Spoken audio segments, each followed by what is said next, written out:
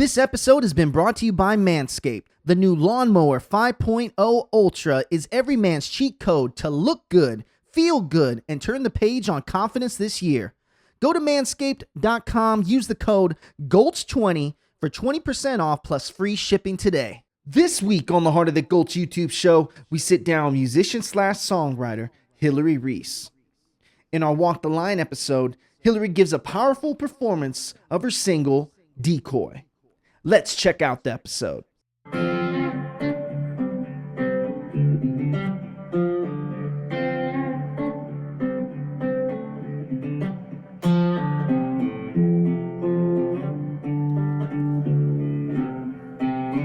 We are in the Heart of the Gulch. I'm your host, Tony Mendoza, and today I'm very excited for my guest.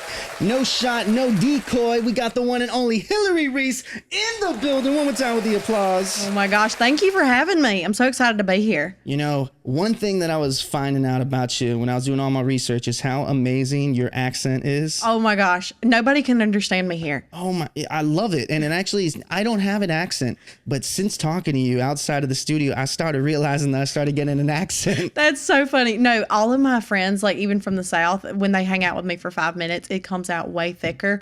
But people look at me like I have 3 heads here. And I'm like, we're in Tennessee. Like you've heard people with an accent before. Calm down. Well, it's the Mississippi twang. The Mississippi twang, the deep South. How do they, so I think it's, I cannot remember his name. He's a rapper. I think it's, he spells Mississippi in a very slang way as M-I, crooked letter, crooked. Yes. Yeah, do you know how to do it? It's M-I, crooked letter. I don't know how to do it. I'm too dyslexic for that. No, I just sing the little song.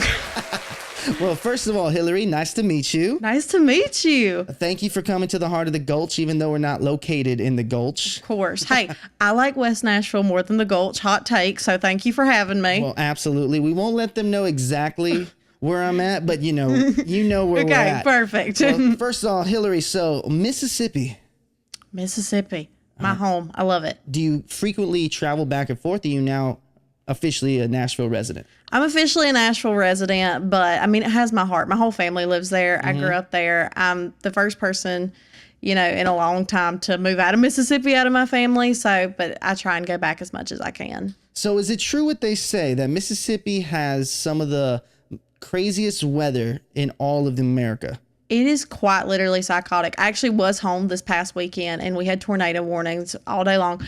But then, so every place in my hometown shut down and then it didn't even rain and it was sunny and then it got windy. It was insane. The hurricanes, all of it. See, that's exactly, I researched this before. Me and the girlfriend researched Mississippi once because you can buy some great land in Mississippi. Great land. But the problem is that y'all got hurricanes, you have tornadoes. I think one time you had like drought and all, like it's flash floods. It's a lot of stuff. It is, but I tell you what, it makes you tough. It makes you tough. So, I mean, come on to Mississippi. I love it. You're right outside of Mobile, right? Yes, I am. So I'm about 20 minutes from Mobile. I'm about 30 minutes from the coast of Mississippi. So yeah, we get all the crazy weather, all the tornadoes, all the hurricanes, everything. So, okay, first off, what I got to ask is when we talk about Mississippi, what's the one perception that most people think about Mississippi that is not true? Ooh, let's see. I think a lot of people think we're just like broke farmers when I'm like, no, the farmers are the ones with the freaking most money. Like, do you know how much a combine costs? Like, are you kidding me? Everybody's like, oh, they're just a poor farmer, this and that. I'm like, those are the people rolling in the dough. Like, don't even. And they're like, oh, just a bunch of broke blue collar workers. I'm like, yeah, they're on the oil rig, sweetie. They're making the most money. They might have a bunch of holes in their clothes and stuff, but it's because we spend our money in the right places, like on land, like you were saying. Well, I think about Mississippi and I've been to Jackson, Mississippi. I love y'all's coastline. What is the name of the popular coast that's there that everyone knows of? It's the Mississippi Gulf Coast. It's Biloxi's down there. Biloxi.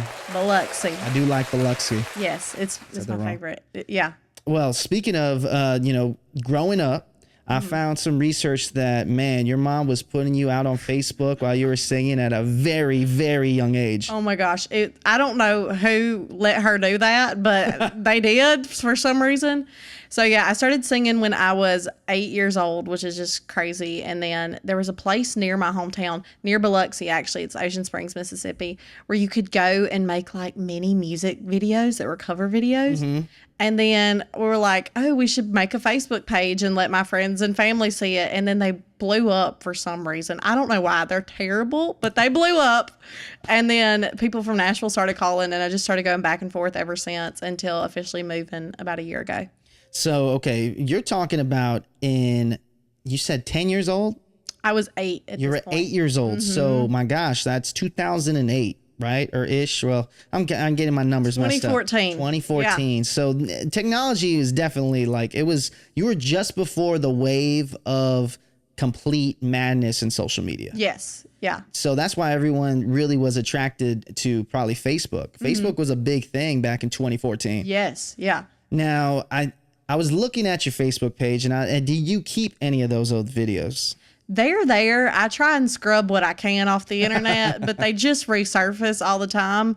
But I don't know. It's so crazy too to think that like my fans since I was 8 years old are still my fans today. And like they've just grown with me, and it's been a wild ride. But I try and take off what I can. Well, so what was one video that your mom made that she put out into the world that was the one that really started gaining traction across the world? I would say the cover I did of Stay by Sugarland, because I was at that point probably 10 years old and I sounded like a 40-year-old smoker, and I was acting like I was going through a divorce and my husband had cheated on me. And so people thought like that was hilarious, but I was selling it. I was like, why did my man leave me right now? What is going on? Like, so I think that's why I think it was partly a meme too. I don't know. Well, I think about, first of all, that's hilarious. You are hilarious, by the way. Thank you. I appreciate it. I think I'm just like too brutally honest, but you know how to make fun of the things and to keep it light. That's immediately I could tell from someone that's sitting across from me if they're funny or not, like genuinely funny. You are pretty genuinely funny. I'm going to get you recording that and make that like when people call me, you are so funny. It's already recorded. Yeah, that's what I'm saying. About? That is going to be my ringtone, everything. I'm going to send that to everybody I know.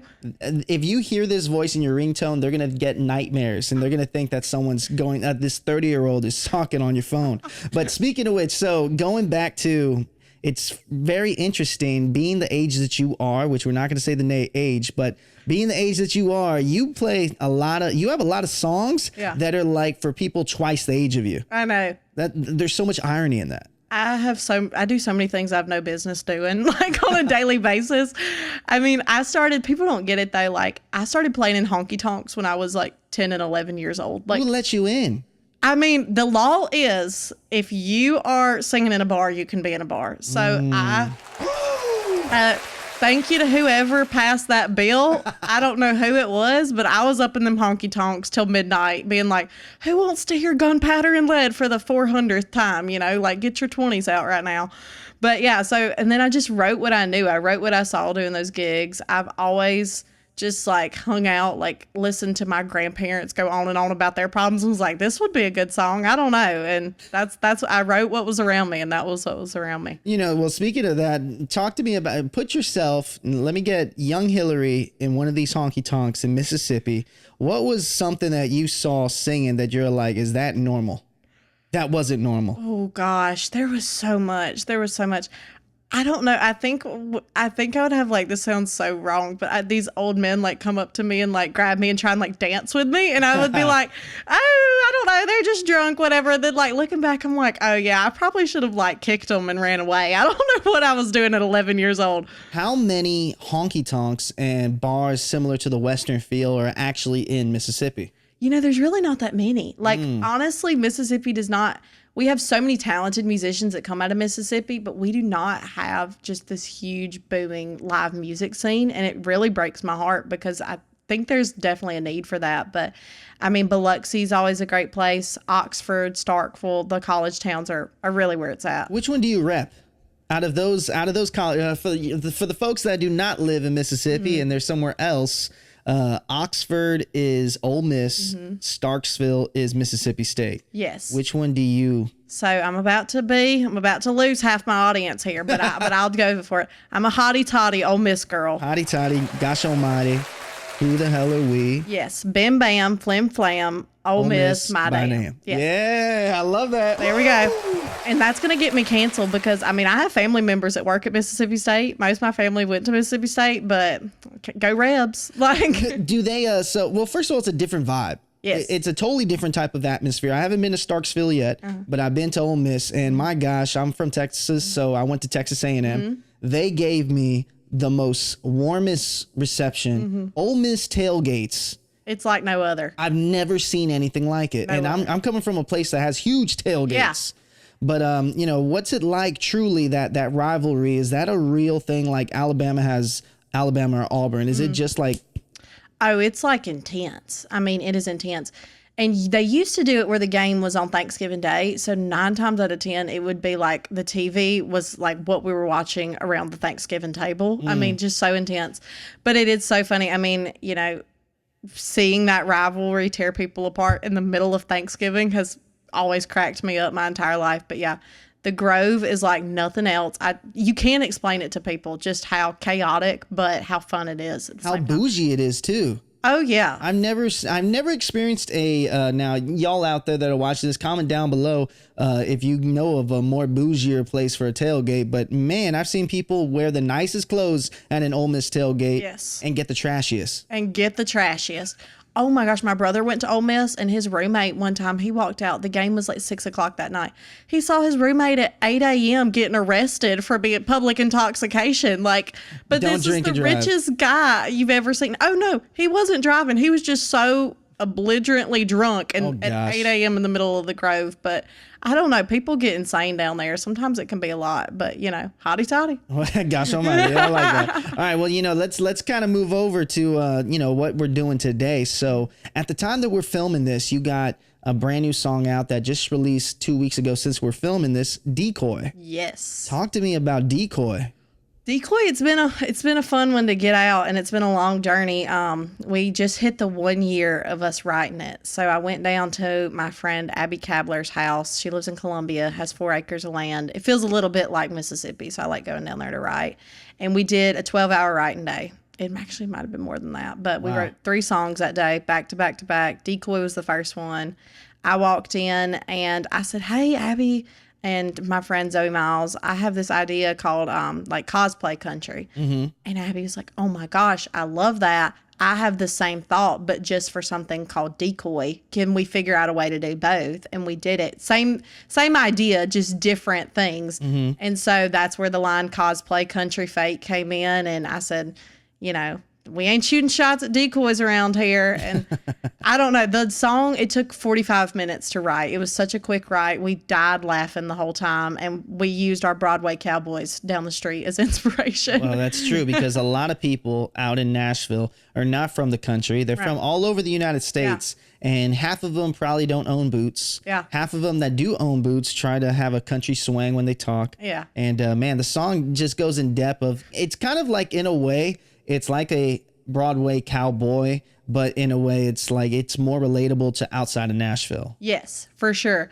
Yeah, I mean, we just wanted to kind of like poke fun at it a little bit. And look, I ain't got no problem with you playing dress up, going into Nashville, doing all that. But it's the guys who are like, "Yeah, I've won this belt buckle," or like, they're like, "Yeah, I know some red dirt." And then, you know, they're a finance bro out of New York. It's just funny. You have to make fun of it. Like, oh, yeah. And, you know, speaking of the belt buckle, how long have you been into belt buckles? I've seen a lot of photos of you with big belt buckles. Oh, I don't know. It's kind of like my new obsession at the moment because I just don't never see a lot of girls wearing belt buckles. So it's my big thing. I try and get them as big as I possibly can and as gaudy as I possibly can. So, you know, if anybody wants to send any, let me know. All right, so then I got to know, out of these belt buckles that you got, I see the one with the big H on it. What are some of your favorites? This one is probably my favorite. And then I have one, it is kind of bougie. It's where my Ole Miss side comes out. I'm just going to say it. It's Swarovski. I guess that's how you say it. Swarovski. You got it. There we go. My dyslexia is not kicking in right now. Crystals, and it's big and it just shines on stage. But yeah, that's like my favorite one to wear when I'm playing live, just because the light hits it just right and it blinds people. Were you the age, I don't think you were, but were you the age of Miss Me jeans? Yes. Okay, so it's kind of like how it is for the back of the Miss Me jeans, right? Real bedazzled. So Bedazzled booty. Yes, my Miss Me Jean story. I was supposed to miss the Miss Me Jean phase, but my mom was like, I remember being 6 years old and her being like, baby, they look so cute. You got to promise to wear them every day. They're $200. Don't tell your daddy. Don't tell your daddy when we get home if I buy you these jeans. But yeah, I wore the crap out of them. Hey, there's nothing wrong with Miss Me jeans.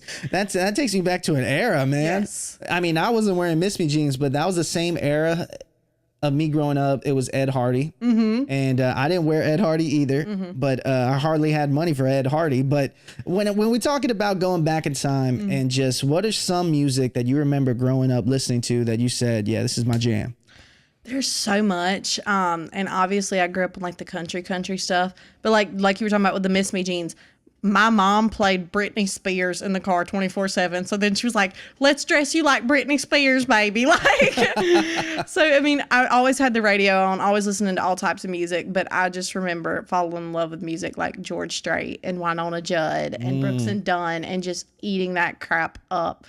But I mean, I also knew every lyric to Super Bass by the time I was 4 years old too. So always a combination. A lot of people that I talk to are in that age group of late 20s. So Shania was a big thing. And since you're kind of a little bit younger, Shania may not have been the biggest. I'm sure it was a role model, but I would assume it's actually Taylor Swift.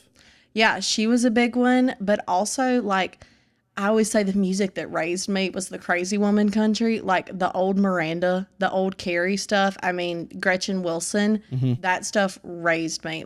I remember watching the Kerosene music video for the first time and being like, my life has changed. Every time I'm mad at a guy, I can just go light him on fire. What? Well, there is that song Pink, Dazzled 45 that kind of gave me the vibe of Carrie Underwood. Yeah. And but before we do that, before we get shot over here, we got to stop and thank the sponsors of this episode. We'll be right back with Hillary right after this. This episode has been brought to you by Manscaped. The new Lawnmower 5.0 Ultra is every man's cheat code to look good, feel good, and turn the page on confidence this year. Go to manscaped.com, use the code GULCH20 for 20% off plus free shipping today. Okay, so before we took our break, I'm very curious to know, Warning Label.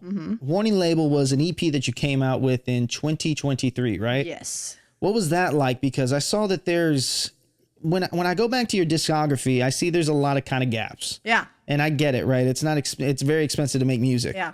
But talk to me about Warning Label. How was it? So I feel like Warning Label was my first little intro into the music world, the professional music world, if that makes sense. I mean, I'd done some singles here and there before, but it was my first real project that I put together. But honestly, Warning Label feels like such a different me. I wrote most of those songs when I was 14 years old. I recorded them when I was 15 years old. I'm still so proud of it because I put so much into it. I mean, in order to fund making that EP, I went door to door in my hometown selling merch. Really? Yeah. So, I mean, I'm so proud of what that did, and it changed my career. It reached numbers that just got me so many opportunities and got me so many things, and I'm so grateful to God for that. But I feel like now we're kind of settling into, okay, this is the music that Hillary wants to make. This feels like her. And I think that's because I sat my butt down and wrote for a year to figure out what I wanted to say, before I started releasing again. It's pretty incredible to know that your community, whether it's on Facebook, which one has your biggest community right now? Is it Facebook, Instagram, TikTok? Which one's the biggest? Facebook. I love my Facebook fans. Shout out to everyone out on Facebook watching this. So it's really cool to me that, your community has really backed you. It's very apparent because I can see the numbers on Spotify and it's some of your older music has hundreds of thousands of views and plays. Yeah. So that says that you have an audience that loves you and loves the progression in your voice. Yes. It's pretty amazing to hear it too, because even in Decoy today, I've heard a lot of progression in your voice from the earlier stuff, like back in 2021. How long have you been working on your range? I mean, I would say ever since I started singing, I remember going into my first voice lesson at 8 years old and being like, okay, so we're going to do Before He Cheats, right? The biggest Carrie Underwood song or whatever, but I've always loved to challenge myself and push myself. But I would say I really started honing in on correcting my not correcting, but just singing correctly and in a healthy way the last, 3-ish years. And also just figuring out what my tone is and where it doesn't feel like I'm stretching, but also not just being complacent and, trying to reach big notes, but not trying too hard and all these things. So probably the last 3 years. What's it like before you officially announced that Decoy, for example, was going to be the one that people are going to see? Yeah. Well, I mean, I wrote so much over this past year, so it was really, really hard to narrow it down. But I was like, what do I love the most about my music career? And it's performing live. And I was like, I think Decoy is the song to just set the tone for that. It feels like me. It's fun. There's personality to it. I'm not always the funnest. Let me just say that. But, like it has some electric guitar, it has fiddle, it has all these things. And it's just a song that, even writing a year ago, I still love playing out. And that's not really easy for me because I write so much. So I kind of get sick of songs fast. And I still love playing it. And it still gets such a good reaction from the audience. People are laughing. They're cutting up. They're pointing at their buddies being like, you're a decoy, And so just seeing that reaction live, I was like, I think this has to be the first single. It's kind of cool, though, to see how different your topics are. Yeah. Sometimes it's real rebel-like. Yeah. Sometimes it's a lot more. What was the one that all the good ones are crazy? Like it's very well ranged. So I know that the next single that you release, if you want to announce it, you can. Yeah. But I'm sure that it has that little flow to it where it goes from being really rebel-like and then going really deep into something sad, right? Yeah. So the next single is called "Lose Them Luccheses." I'm really, really excited about it. We just wrote it, and that's usually, this being in Nashville, that's not how it works. Usually you write a song and it comes out like a year later or years or whatever. 100%. Yeah, we actually wrote it this month. And so it's coming out. We're finishing up all the final recordings this week of it. It's going to be very similar to what we got the demo the day back. But it's so different than Decoy, and I'm so excited about it. It's a little bit more slowed down, a little bit more flirty. We go from like hating on a guy for being a decoy to a flirty song. I don't know how, but I'm excited to show the range a little bit. So losing your Luccheses. So that leaves me the question: have you ever lost Luccheses? No, my boots are my most prized possession. Are you kidding me? I'm never going to lose my Luccheses, never going to mess up my boots in any way, shape, or form. I think I would die if I did. Even if you're on Broadway asking folks if they're a decoy? Oh my gosh, no. So my boots were staying on. Their boots might not have been because some of them were a little bit plastered. I'm not going to lie to you, but I was fully intact. I had to be to interview them, but I don't know. Some of them got scary. Some interviews I couldn't even post. Yeah, so what's interesting is that when people are out in the public and when they're interviewing people out, drinking, right, it's so hard because sometimes you'll either get way too much or you'll get people that are very shy and wondering what the heck you're doing. I think we got honestly more of that because we went on a Monday night when it was 30 degrees outside like idiots because that was the only night like off I had. I had shows and everything else the rest of the week. But there was a few that stepped up to the plate. And then there was just some oddballs out in Nashville that night. But there was a couple of really nice guys, but we've got some funny videos to post out of it. What's some of your favorite writers' rounds to play here in town?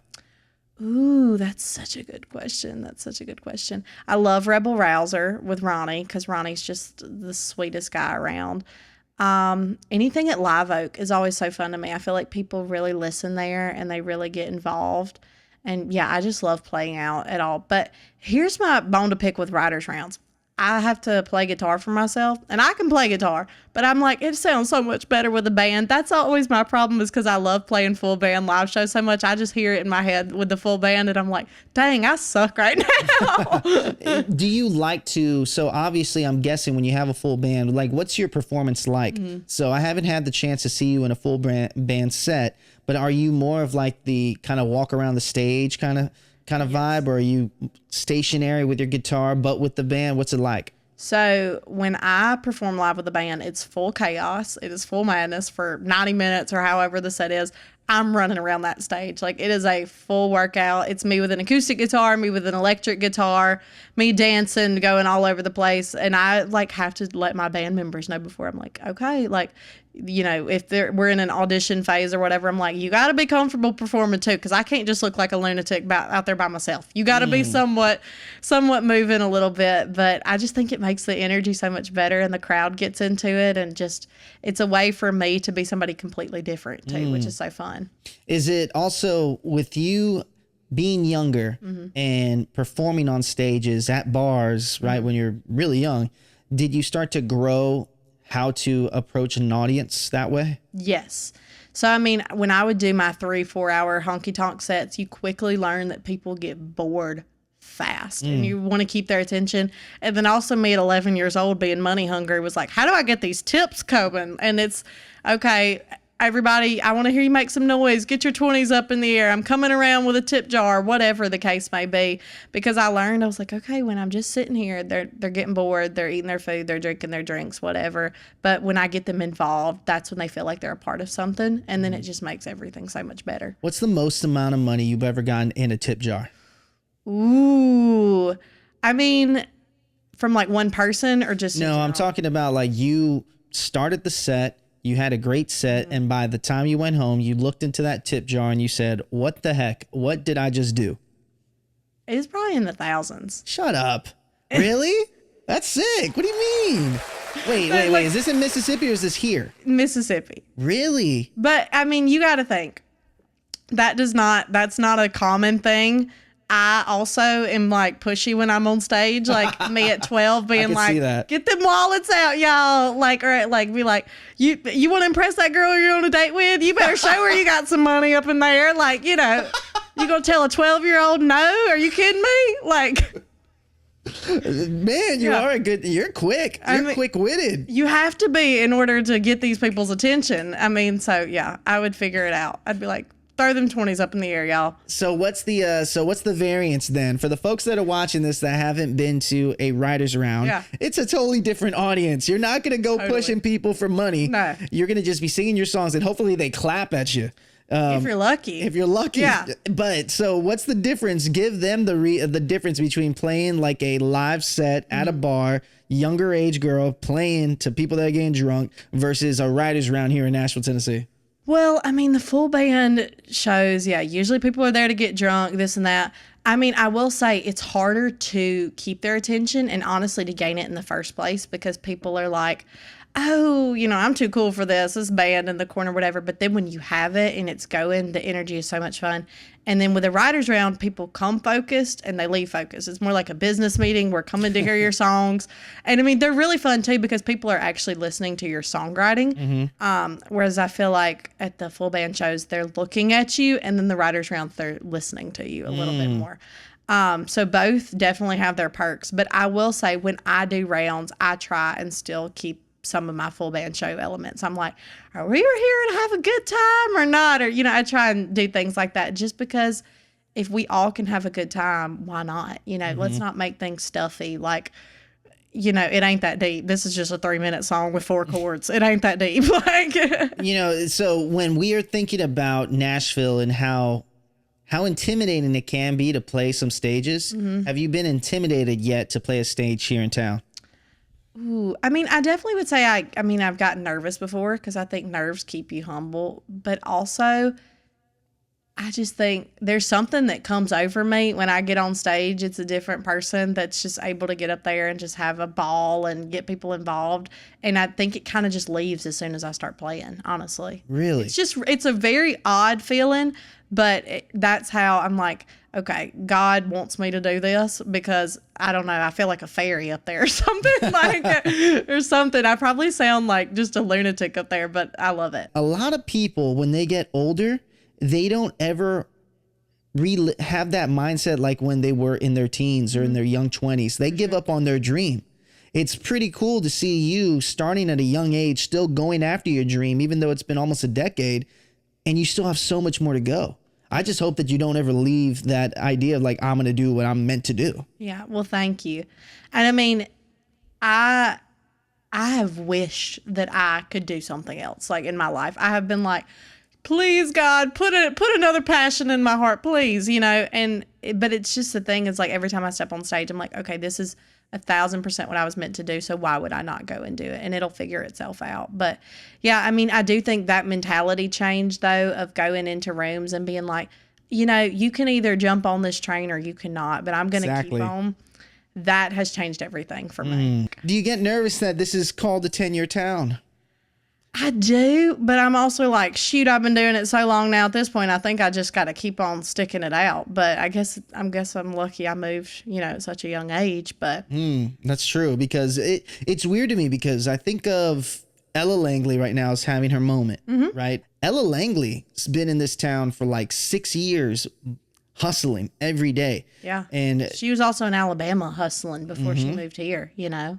So that's what I'm saying. Yeah. It's not like just because you've gone so far so already with your music doesn't mean that it's going to take 10 years. It could take 5 years. You may have the Mega Maroney effect where they just back you 100% and you're out in 2 years. It's one of those things where Nashville, you have to hit the right moment. Yeah. And I could tell just if you being out doing more of this stuff, doing more interviews, getting your personality out there, you do need to put together a podcast because you would blow up. Thank you. I appreciate it. I guess I need to start a podcast now. I don't know. I just got to stay away from the stuff that's going to get me canceled. That's very true. You know, speaking of getting canceled, we got to take another break here. I got a fun game with some random questions over there, and then I'm excited. I saw you brought your guitar, so I guess you're doing the walk of the line with a little bit of a performance here, huh? I am. I'm excited. Okay, well, hey, we'll be right back with Hillary after this. Oh, I didn't see you guys there. Hey, if you're enjoying the content that we provide, please consider subscribing to our Heart of the Gulch YouTube show. Hit the subscribe button that's right in front of you, or hit the Heart of the Gulch logo over here in the corner. And of course, like magic, hit the recommended subscribe button that's over here in the banner. We would love to have you guys here at the Heart of the Gulch YouTube channel. And let's get you back onto that interview right now. So go ahead, pick it up and put it right here. Okay, perfect. And give it a good spin. What do we get? It says top 3 favorite non-country albums. And then you can put it right back there and go and give it an answer. Oh, that's so hard. That is so hard. The Adele 25 album. Ooh. That's got to be a big one on there. The Britney Spears Circus album, throwback. Wow, that is a throwback. I know, but like, I swear, that's the kind of crap I grew up on. What was that one? Did that one have Poison on it?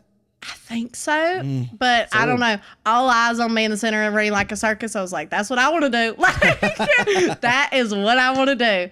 Oh, and the third one, I'm trying to think of something a little bit maybe more. Well, see, you got very vocalist heavy. You have pop in there. So throw me, I don't know, throw some hip hop or something like that. That's what I was about to say. It's a bit controversial right now, but the Kanye West album with Gold Digger on it.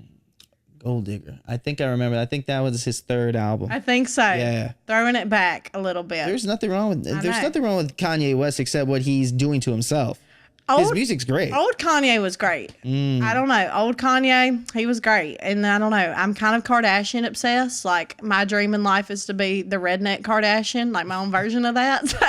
I feel like they keep on trying to make similar shows to that, but it doesn't work. I don't know what the Kardashians have done to just, well, not me, but just everyone else. Right. They just seem to infiltrated everyone. So shout out to them because I think they've done it for like 20 years. They have. I think my family would be the best candidate for the next version of the Kardashians, but like, again, call it something like the Rednecks, the Hicks, or something. I don't know what's going on with it, but like make it that, but then make it like, okay, cut to their trailer rather than, you know, their Calabasas mansion. So I feel that. It's my TV pit. What's something that you miss from Mississippi that you don't get here in Nashville, Tennessee? I miss being able to just like drive 2 minutes and see nothing, if that makes sense. I miss seeing grass and cows and trees and, you know, just nothing. Like, that is the most calming thing in the world. The food is the best you'll ever eat. Where? In Mississippi. Seriously? We're number 1 in obesity for a reason. Like, a lot of fried, a lot of like biscuits and gravy, a lot of country food. Oh my gosh. It's like every time I go home, I pig out, and I just get it from like gas stations, like a huge plate of food for like $4. You know, I'm wondering this, if you guys are wondering this. Now, you may have already done it, but I didn't see it in your background. Have you tried out for Idol? I haven't. You would do, like, you are literally the personality that would destroy Idol. And you talk about the fans that you have on Facebook. Yeah. Forget that. You give yourself a show, an audience like that. You would kill it. Well, thank you. Yeah, it's something I've been thinking about. Really? It is, yeah. I haven't been, I think, what is it? You have to be like 16 or something. So I've only been able to do it for like the past 2 years. So do you think you would actually entertain the idea? I do, yeah. And then there was a little while I was tied up in contracts for some other things, but now I'm a free agent, so I don't know what's about to happen. Well, hey, just don't lose your Luccheses. Now, let's bring it up. Let's do 2 more of those. Okay, perfect. What's in your tour bag? Ooh, such a good question. Try not to drop this. I'm a klutz. There's always going to be, just for like vocal stuff, throat coat tea, honey, stuff like that. And then like random stuff, always towels, always extra clothes, always a fan, like a portable fan, portable charger. And then like tons of makeup, my teasing brush. If I forget. What is that? A teasing brush? Yeah, what's a teasing brush? It's like a little brush to make your hair big, and you just like tease it, tease it, tease it, tease it. If I forget that, I'll have a meltdown. Really? That and my hairspray. Those are the 2 things that have to be with me at all times. What is one thing that you've lost on tour that you are so upset that you lost? Oof, there's so much. There's probably, again, it's probably something like a teasing brush every once in a while, or like a good pair of fake eyelashes here and there. I will say, I think there's been like a couple jackets, like cool, like outfit pieces, because touring clothes can be so expensive. Stage clothes can be so expensive. So I try and find just, the cheapest I can, but it sucks when you lose something like that. All right, let's do one more, and then we'll leave you to my last 2 questions. What is your skincare routine? I think that makes us 8 for 8. The burning question. Honestly, I feel like such a tomboy right now. Like, my skincare routine sucks. It's freaking like the Walmart oil-free face wash, and then the Equate or whatever moisturizer, and like some Elf eye cream. And that's just to pray to God. I'm like, please let this cover up the 2 hours of sleep I'm running on right now. But I probably need a better one. But I'm like, nothing's going to correct. I laid out in the sun for 7 hours yesterday. Like, nothing. I don't think anything's fixing that. Like, well, I think a lot of times when people talk about skincare routines, they usually have watched something on TikTok. I think TikTok has really made skincare and eating healthy even to a next level. yes. I don't know. Are you a big TikTok girly? I'm on it way too much. I will say I don't like posting on TikTok, but that's Why? just the musician in me. I don't know. I cringe myself out. I'm like, I look so stupid right now. I think that is the total opposite. Whoever is telling you to not post on TikTok, you specifically needs to change that. You need to let this personality be. I don't know if I just got you comfortable in here. Thank you. But you need to let this personality show on TikTok. Yeah. You will blow up. Well, thank you. Thank you. I need to be like the girl Theo Vaughn.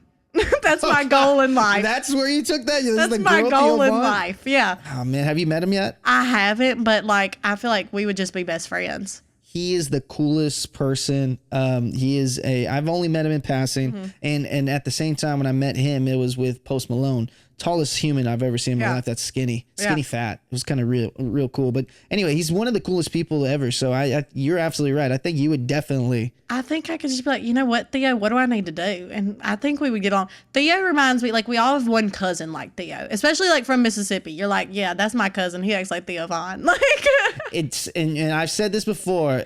Theo Vaughn says the most craziest things when you're not expecting it. And that is what makes him amazing. Yeah. He does. All right. Well, then, speaking of this, speaking of crazy things, I want to kind of slow it down real quick to my last 2 questions on the show. These guys know I ask it every single time. Imposter syndrome. Okay. Now, I know that there's a lot of times, there's a lot of comments, there's a lot of negativity in this world, and sometimes it can get to you, and you have imposter syndrome. Yeah. But what are the steps you're taking to not let the imposter syndrome take you over and make you stop what you're doing? And what pieces of advice can you give someone out there if they're dealing with imposter syndrome, how that will not affect them?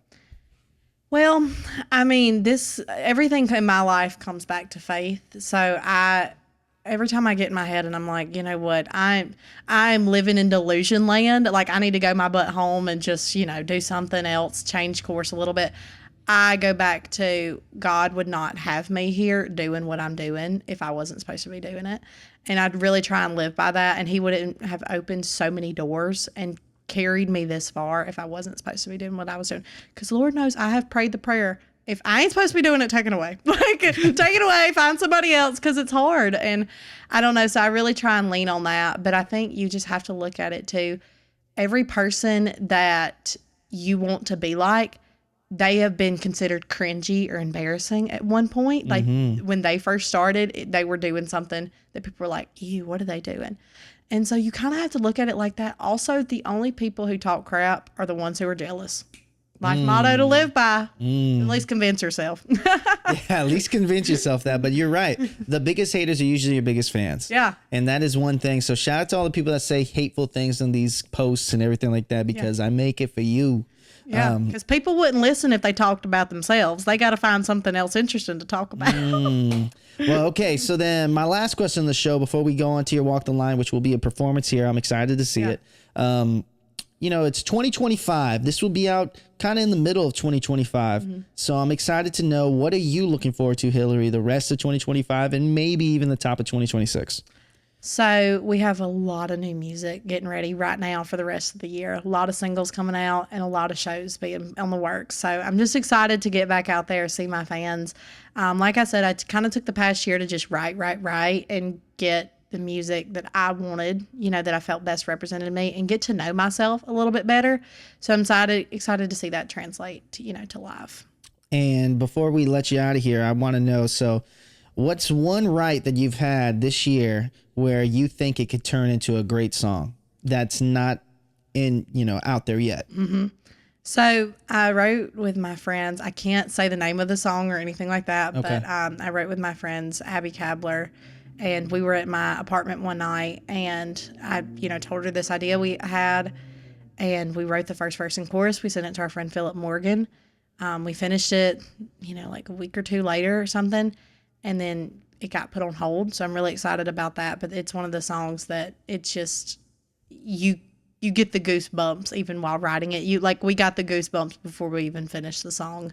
And so I think that's one of the songs I'm excited to see where it lands. And, if that's with another artist or, if they put it out or however it comes into the world, I just think it's going to be one that I'm really excited about. Well, cool. I'm glad you didn't spoil it by giving us the name, but that's cool that you have something in the pipeline that's going to be amazing. Thank you. Now, the way that we tee off your Walk the Line, aka, your performance, is you look straight in that camera right there, you say your name, and you say, "This is how I walk the line," just like the Johnny Cash song. Perfect. And we will transition straight into that performance. You ready? Yes. All right. After the applause. Hey, y'all. It's Hillary Reese, and this is how I walk the line. Hey.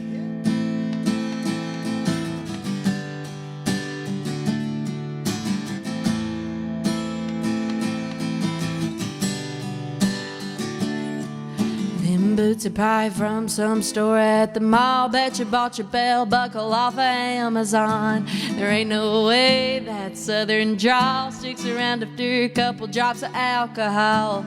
I knew it as soon as you sat them Wranglers down. 'Cause this homegrown backwoods nose always sniffs so bad. 'Cause I was raised up with a shotgun sitting down on a riverbank. I got a shot rifle, your kind of cosplay country thing.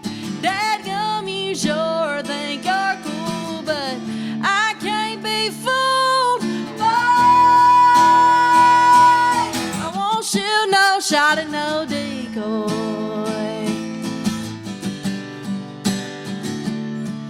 The only red dirt you know is in your backyard. You're rolling coal from the truck you can't even park.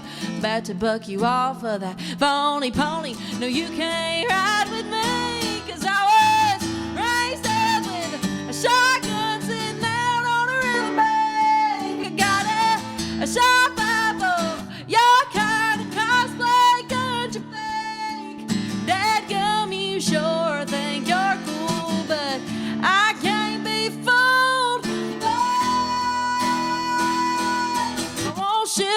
shot and no decoy.